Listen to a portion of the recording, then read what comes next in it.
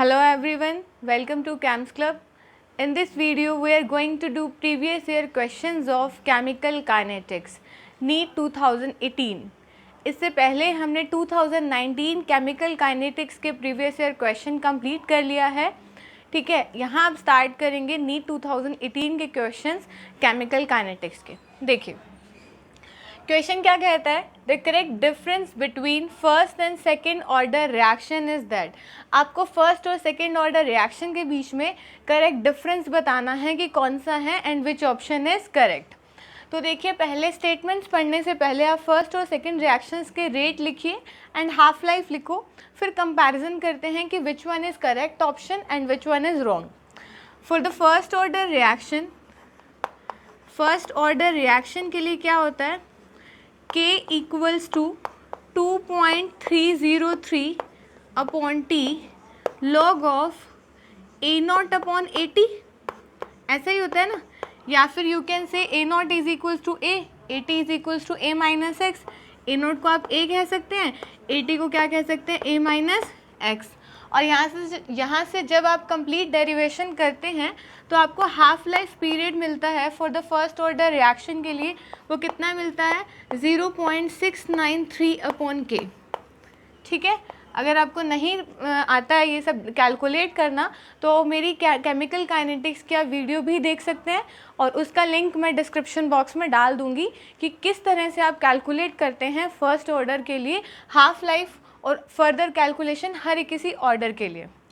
तो क्या आया हमारे पास, k is equals to this and half life हमारे पास इतना आया. सेकेंड ऑर्डर रिएक्शन के लिए देखो, second order reaction, second order reaction के लिए आपके पास क्या होता है, देखिए 1/a is equals to 1/a0 plus KT. ठीक है, 1/a is equals to 1/a0 plus KT. 1/a को you will say A minus x, A0 की जगह A प्लस KT. ठीक है, यहाँ से आप हाफ लाइफ भी कैलकुलेट कर सकते हो, मैं आपको करके भी दिखा सकती हूँ. तो यहाँ से आप कैलकुलेट करेंगे तो 1/a minus x minus 1/a is equals to KT. ठीक है, टी हाफ निकालना, टी हाफ जब आप निकालेंगे तो आप क्या लिखेंगे, आपके पास x इज इक्वल्स टू क्या हो जाएगा, a/2. जब x इज इक्वल्स टू आपके पास a/2 हो जाएगा, आप फर्दर सॉल्व करेंगे तो आपके पास क्या आएगा, 1/KA0. टी हाफ आपके पास आ जाएगा 1/KA0. इतना क्लियर हुआ, समझ में आया. यहाँ से या फिर आप डायरेक्टली देखो, यहाँ पे आप पुट करो a की जगह A0/2, a की जगह A0/2 पुट किया आपने तो यहाँ 2/A0.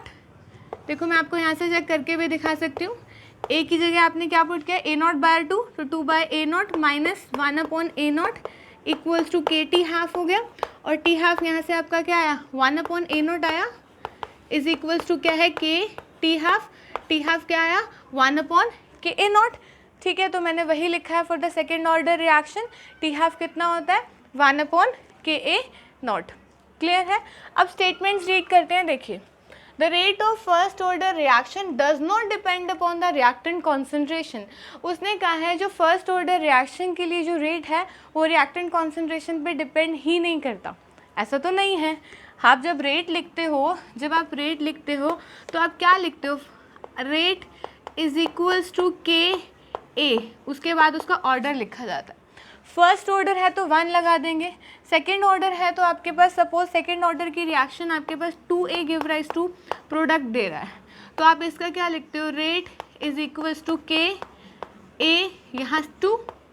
ठीक है, तो रेट जो है कॉन्सेंट्रेशन पर डिपेंड कर रहा है ना, तो यहाँ लिखा है rate of first order reaction does not depend upon the reactant concentration.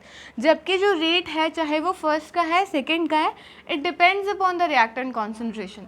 तो यहाँ से ये पहली लाइन जो उसने बोली वो गलत हो गई, तो ये स्टेटमेंट क्या है, रॉन्ग है. क्लियर हुआ. रेट जो है फर्स्ट ऑर्डर रिएक्शन के लिए डिपेंड अपॉन द कॉन्सेंट्रेशन, जबकि उसने कहा है does not depend upon the reactant concentration. तो ये पॉइंट रॉन्ग हो गया हमारा। सेकेंड पॉइंट देखो, half life of first order reaction does not depend upon A not. जो हाफ लाइफ है फर्स्ट ऑर्डर रिएक्शन का ए नॉट पर डिपेंड नहीं करता है। आप देखना हमारा हाफ लाइफ हमारा फर्स्ट ऑर्डर रिएक्शन का ए नॉट पर डिपेंड कर रहा है, कहीं पर भी ए नॉट आया है? नहीं आया। तो इसका मतलब ये पॉइंट ठीक है, the half life of first order reaction does not depend upon A not, A not पर डिपेंड नहीं करता। This point is correct. Half life of second order reaction does depends upon A not. Second order reaction के लिए half life a not पर depend करती है। तो देखो सेकेंड ऑर्डर रिएक्शन के लिए हाफ लाइफ जो थी ए नॉट पर डिपेंड कर रही थी, तो ये पॉइंट करेक्ट हुआ। मतलब ये दोनों स्टेटमेंट्स ही करेक्ट हुए, एक तरीके से हमारा ये पॉइंट करेक्ट है। आगे देखते हैं, the first order reaction can be catalyzed and a second order reaction cannot be catalyzed। उसने कहा कि फर्स्ट ऑर्डर रिएक्शन को कैटेलाइज कर सकते हैं बट सेकेंड ऑर्डर रिएक्शन के लिए नहीं कर सकते।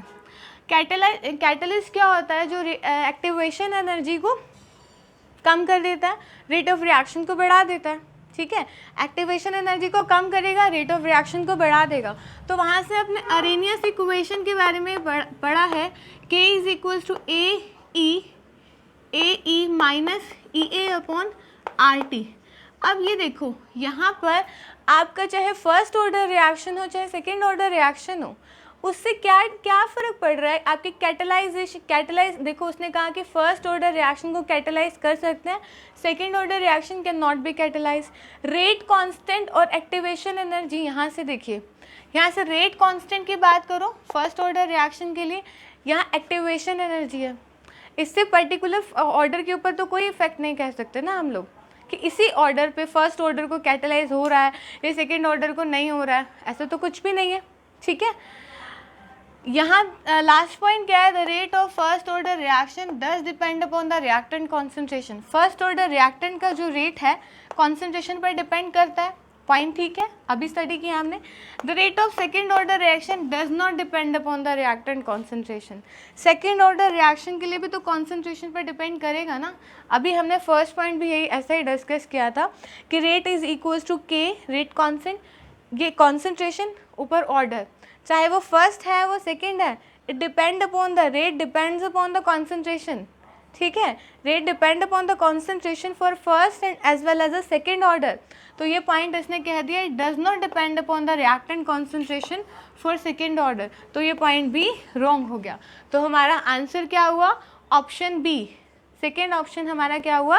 करेक्ट स्टेटमेंट कि टी हाफ जो है हमारा फर्स्ट ऑर्डर के लिए डिपेंड नहीं करता है और सेकेंड ऑर्डर के लिए T half it depend upon the concentration.